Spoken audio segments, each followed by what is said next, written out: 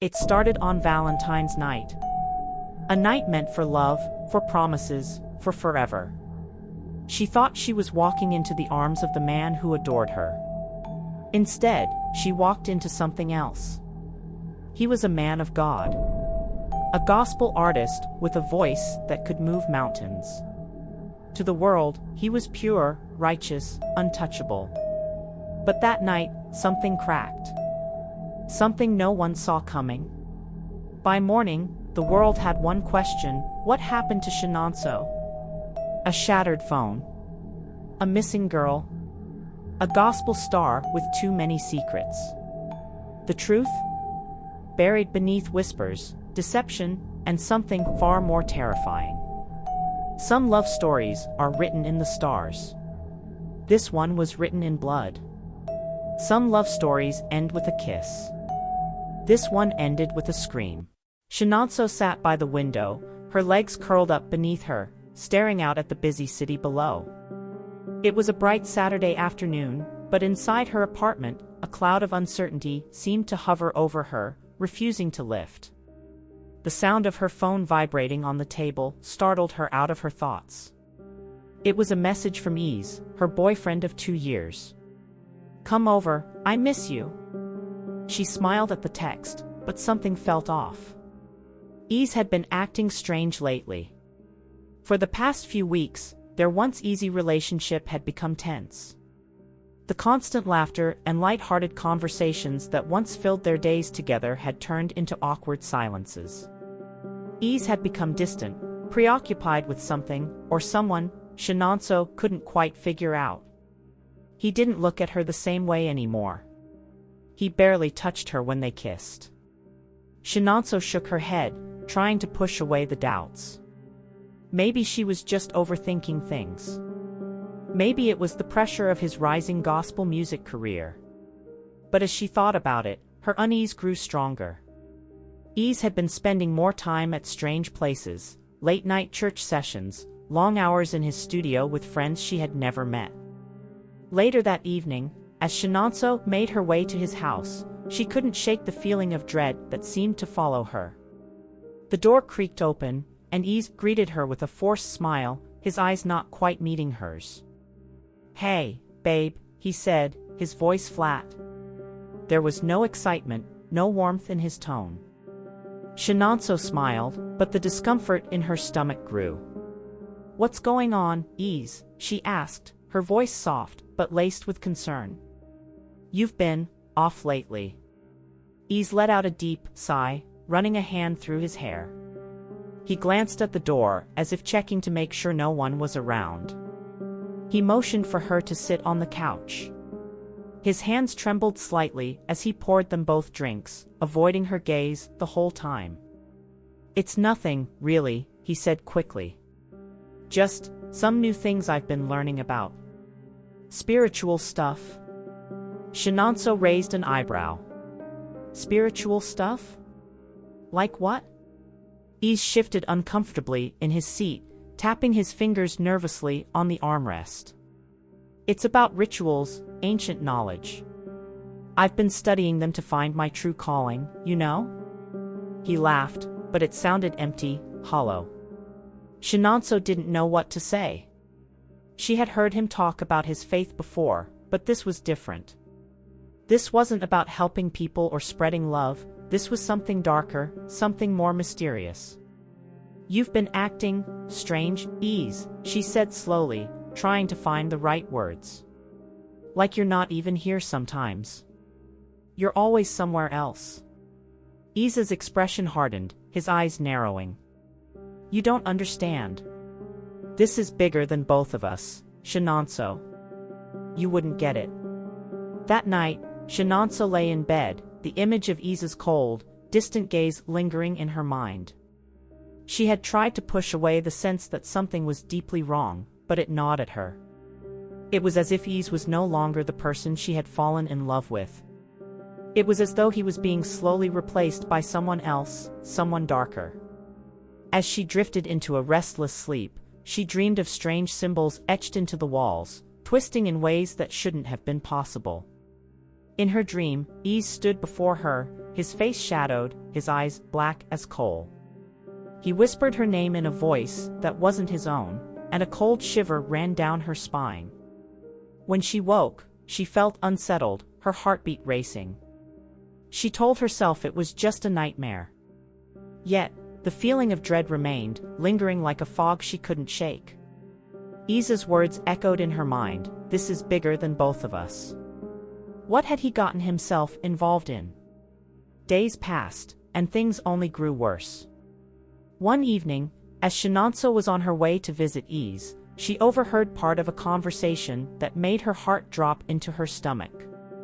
She had arrived early, and she could hear Ise talking in a low voice from the other side of the door. She had meant to knock, but something stopped her. It was as if an invisible force was holding her back.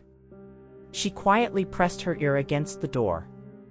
"We need to finish this before it's too late," Ise said. His voice sounded urgent, and there was another voice, someone she didn't recognize. Chinonso's pulse quickened as she strained to hear more. "Yes, the ritual must be completed," the other voice replied, deep and rasping. "Only then can we unlock the power we've been waiting for. You can't back out now." Isa's voice cracked. "I know. I don't know if I'm ready." The conversation paused for a moment. Then the other voice spoke again. "You are chosen, Ise. This is your destiny." Chinonso's heart thudded in her chest. She quickly stepped away from the door and retreated down the hall, her mind spinning. A ritual? What was Ise involved in? Who was he talking to? And why had he never mentioned this to her? The next day, Chinonso couldn't take it any longer. She had to know the truth. She sat Ise down, her heart pounding as she prepared to ask him the questions that had been haunting her for days. "Ise, what's going on?" she asked, trying to keep her voice steady. "What's this about rituals and power?" Isa's face turned pale. He was silent for a long time before speaking, his voice barely a whisper. "Chinonso, I've been chosen for something. Something bigger than both of us. You don't understand." She stared at him, the man she loved, but now he felt like a stranger. "What do you mean, you've been chosen? Chosen by who? For what?" Isa's eyes flickered with fear and something darker. "I've been chosen by the elders," he said slowly. "To lead. To unlock something powerful. I'm part of a greater plan, Chinonso. And I'm sorry, but there's no turning back now." A chill ran through Chinonso's veins. Her worst fear was now a reality. Ise was involved in something that was not just a phase. It was something dangerous, something she couldn't even begin to understand. "Ise, this isn't you," she whispered, her voice breaking. "I don't know who you've become." As the weeks went on, Chinonso grew more fearful. Her love for Ise remained, but it was overshadowed by the dark path he was treading. She felt helpless, unable to stop him. The man she had once known, the man she had fallen in love with, was slipping away from her. And she didn't know if she could save him or herself. Chinonso sat on her bed, holding her phone, staring at the message that had just popped up. "I want you to come over tomorrow, on Valentine's Day. I have something special planned. Trust me, it's going to be unforgettable." It was from Ise. She couldn't help but feel a twist in her stomach as she read the message over and over. There had been so many unanswered questions in her mind. His coldness. The secrecy. The rituals. Yet, here he was, asking her to join him for what seemed like a grand gesture on the one day that was supposed to be about love. Chinonso had a sinking feeling. But there was still love for Ise, despite everything. The man she had once known was still somewhere in there, and she had to believe that. She would go. The next day, Valentine's Day, Chinonso spent the morning getting ready, trying to push aside her growing anxiety. She chose a simple, elegant dress, a deep red one that reflected the warmth of the day. She curled her hair, carefully applied her makeup, and took a deep breath. Her phone buzzed once more. "It's time. See you soon, baby." The message was short, but it filled her with unease. She quickly grabbed her coat and left her apartment, making her way to Isa's place. As she walked through the crowded streets, her heart pounded with each step. There was a strange heaviness in the air, like the world was holding its breath. The familiar sounds of traffic and people laughing and talking seemed to fade as she neared Isa's apartment building. When Chinonso arrived at Isa's apartment, it was strangely quiet. The door was unlocked, and she stepped inside, calling out his name softly. "Ise? I'm here." There was no answer. The apartment was dimly lit, the only source of light coming from a few candles scattered around the room. The air smelled of incense, its sweet and spicy scent filling her senses as she walked deeper into the space. She couldn't shake the feeling that something wasn't right. As her eyes scanned the room, she noticed the symbols drawn on the floor. They were etched into the hardwood, their intricate designs glowing faintly in the low light. Her stomach churned. "Ise," she called again, but this time, there was no mistaking the fear in her voice. She had to admit it, there was something wrong here. The man she loved had been pulled into something much darker than she ever could have imagined. Suddenly, a figure appeared from the shadows. Ise stepped forward, his expression unreadable. His eyes were cold, distant, nothing like the warmth she had once seen in them. He smiled at her, but it didn't reach his eyes. "I'm glad you came," Ise said, his voice soft, almost hypnotic. Chinonso forced a smile, trying to steady her shaking hands. "What is this, Ise? What's going on here?" Isa's lips curled into a faint, unsettling smile. "Don't worry, Chinonso. You're here now. Everything's going according to plan. The ritual will be complete tonight." Chinonso felt a chill run down her spine at his words. The ritual. It was no longer something vague and distant. It was happening now, right in front of her, and she was a part of it whether she wanted to be or not. She stepped back, her heart racing. "Ise, I don't understand. What do you mean, the ritual?" Ise reached out to touch her arm, but his touch felt cold, almost unnatural. "You'll understand soon enough. Just trust me." Before Chinonso could respond, a stranger appeared in the doorway, a tall, thin man with a strange, almost otherworldly aura. His eyes were dark, like empty pits, and he carried an air of authority that sent a wave of discomfort through Chinonso's body. "This is Father Obi," Ise introduced him, his voice low, almost reverent. "He's here to guide us." Father Obi smiled at Chinonso, his teeth too white against his dark skin. It was a smile that didn't seem to reach his eyes. "It's good to finally meet you, Chinonso," he said, his voice low and thick with an accent she couldn't place. Chinonso forced a smile, her mind racing. Something was terribly wrong. She could feel it in the pit of her stomach. "Father Obi will help you understand what's coming," Ise continued, almost as if he were in a trance. His voice was distant, detached. "We're going to unlock something powerful. Something that has been waiting for centuries." Chinonso could hardly believe what she was hearing. Ise wasn't the man she knew anymore. The ritual, the dark figures, the unsettling atmosphere, it was all too much. Father Obi stepped closer to the strange symbols on the floor and began chanting in a language Chinonso didn't recognize. His voice echoed through the room, deep and guttural, reverberating off the walls. Ise stood beside him, his eyes closed, his expression vacant. "Ise, stop. This isn't you. This isn't what I signed up for." Chinonso screamed, her voice trembling with fear. Isa's eyes snapped open, and for a moment, the warmth of the man she had loved seemed to flicker within him. "You'll understand soon enough," he whispered, his voice cracking. "Please, just trust me."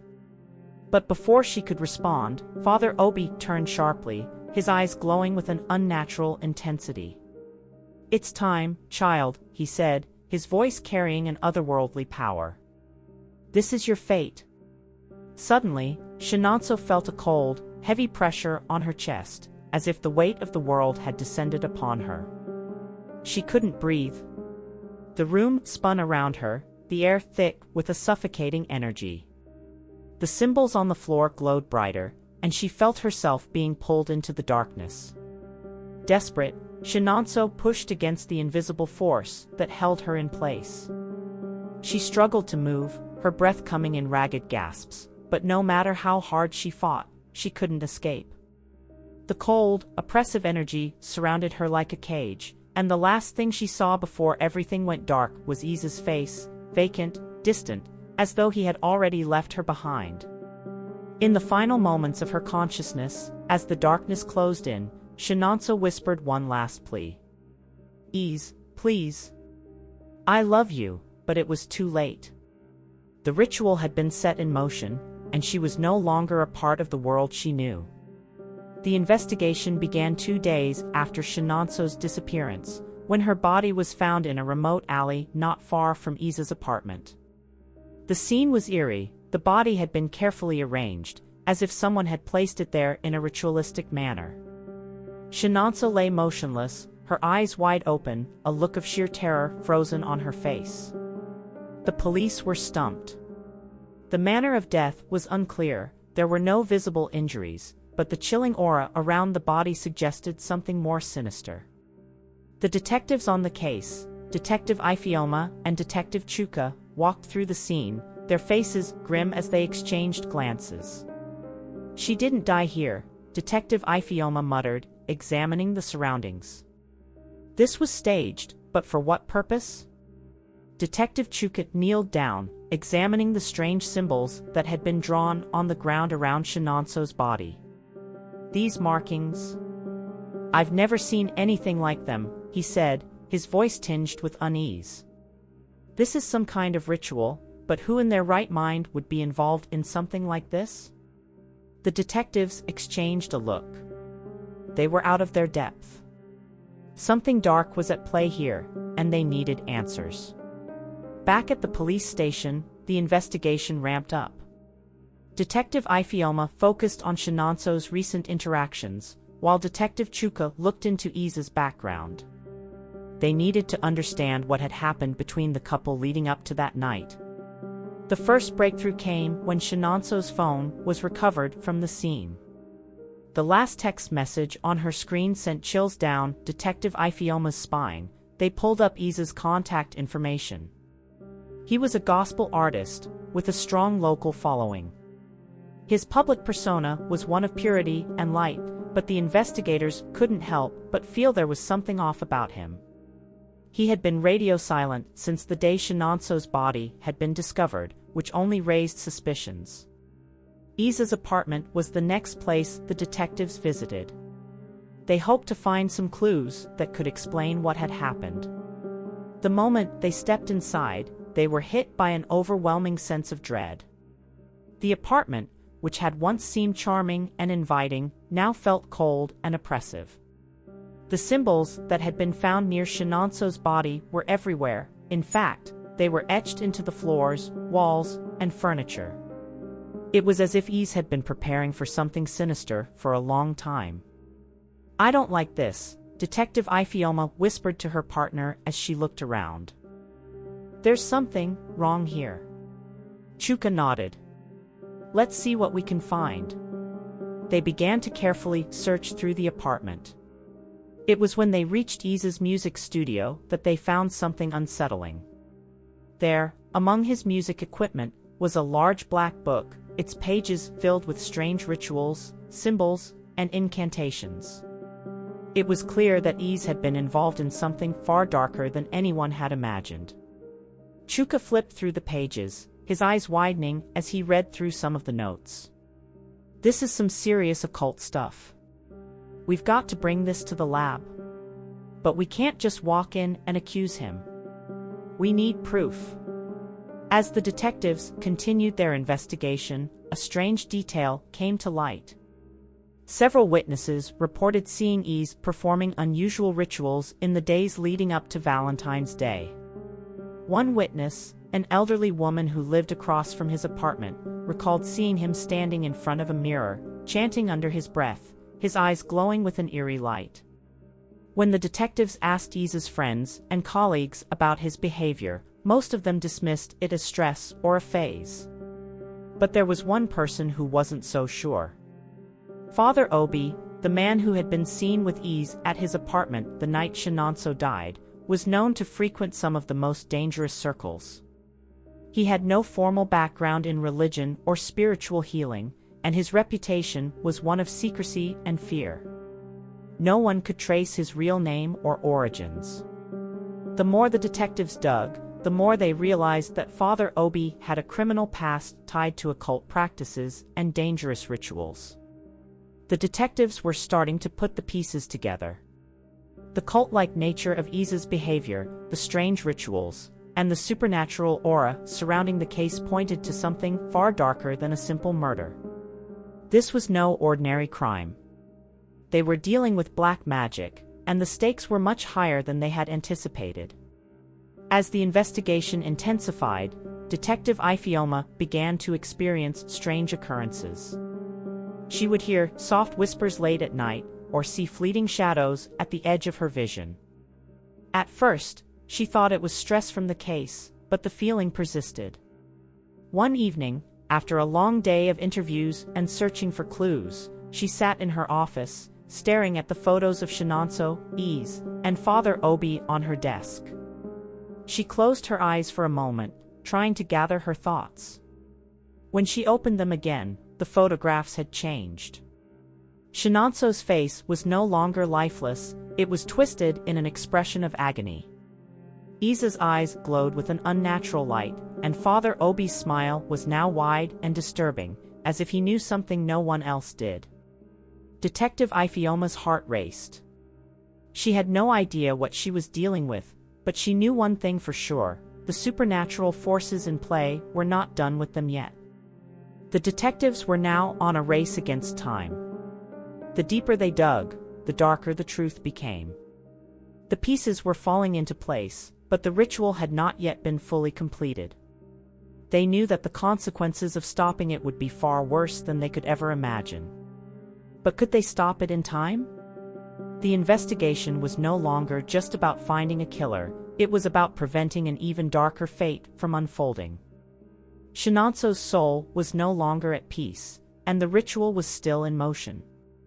In this section, the stakes are raised significantly as the detectives begin to uncover the supernatural elements tied to Ease's actions. The discovery of the Black Book, the cult practices, and the unsettling experiences of the detectives themselves build up a sense of urgency and dread. The ritual is not over, and Chinonso's death is only the beginning of something far worse. The full moon was approaching, and with it, the completion of the ritual Ease had been working on for months. Inside the hidden room beneath his apartment, the atmosphere was thick with tension.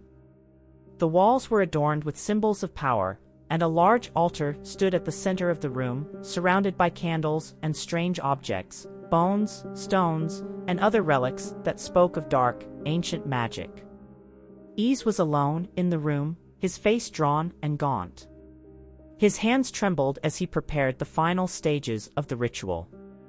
He had successfully lured Chinonso into his twisted web, convinced her that their relationship would lead to a higher purpose, a powerful union. But now, as he stood at the precipice of his dark goal, doubt crept in. For the first time, Ease questioned what he was doing. Was it too late to stop? Could he still undo the damage? His mind spun with confusion, but his heart remained firm in his belief that this ritual would grant him ultimate power, a kind of immortality through the sacrifice of the one he loved. Father Obi, who had been a guiding force behind the ritual, stood at the entrance of the room, his shadow looming over Ease. "It is time," Obi's voice was cold and commanding. "The final sacrifice must be made. You have no choice now, Ease. The ritual is in motion, and if you back out, it will be you who pays the price." Ease swallowed hard, his fear palpable. But he had already crossed the line. He could feel the dark energy pulsing in the room, and the whispering voices in his mind grew louder, urging him on. There was no turning back now.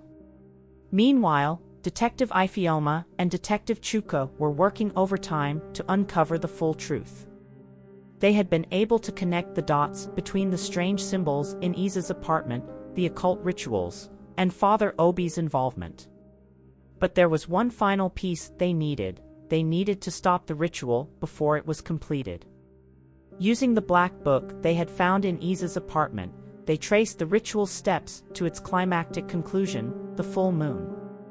It was at this time that the sacrificial act had to occur. The ritual would bind Chinonso's soul to the entity, granting it control over Ise, and ultimately, the power to shape the world around them. With only hours left, Ifeoma and Chuka raced against the clock. They knew the ritual was about to reach its peak, and if they didn't stop it, the consequences would be unimaginable. The detectives finally uncovered something truly chilling. Chinonso wasn't just a victim of a murder, she had been the intended sacrifice all along. The ritual had been designed to capture her soul and bind it to the entity that Ise and Father Obi were attempting to summon. The Black Book had detailed instructions on how to manipulate love, sacrifice, and power. Chinonso had been chosen because of her strong, pure heart. Her love for Ise made her the perfect vessel. But now, there was a new twist. The ritual wasn't simply about gaining power, it was about becoming one with the entity. Ise had unknowingly sold his soul, and now, the entity was slowly claiming him. Chinonso's death was just the beginning. The deeper the ritual went, the more it threatened to consume not only Ise's identity but the lives of those around him. And the closer the full moon came, the more the entity's presence began to seep into the world, causing strange and inexplicable occurrences. As the night of the full moon drew near, the detectives found Ise's apartment. The air around it was thick with energy, and the streets outside seemed to hold their breath.